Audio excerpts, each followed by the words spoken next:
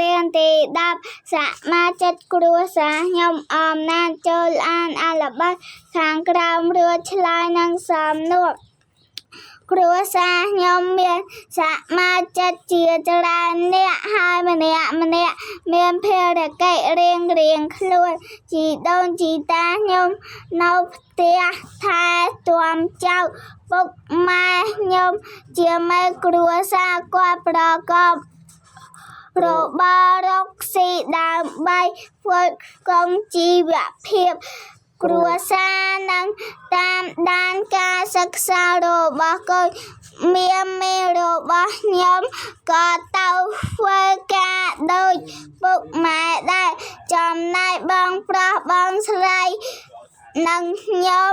មានភារកិច្ចសំខាន់ជាងគេគឺខិតខំរៀនសូត្រដើម្បីមានអនាគតល្អ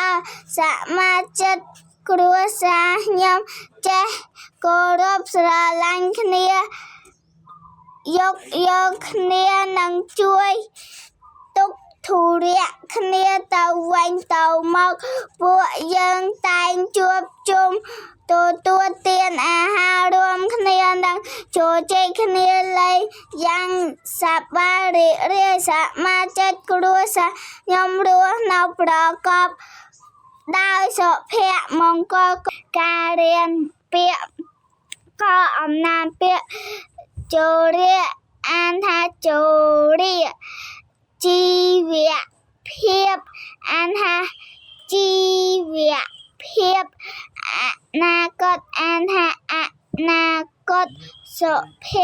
មង្គលអានថាសុភមង្គលខពន្យល់ពាក្យធុរៈពាក្យនាមរវល់ដំណើរជុំពាក្យដោយកិច្ចការមេគ្រួសារពាក្យ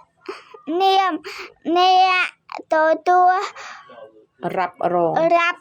រងគ្រប់បែបយ៉ាងក្នុងគ្រួសារផ្គត់ផ្គង់ពាក្យកិរិយាគឺទុំនុកបំរុងមិនឲ្យខ្វះខាតបន្ទប់អានថា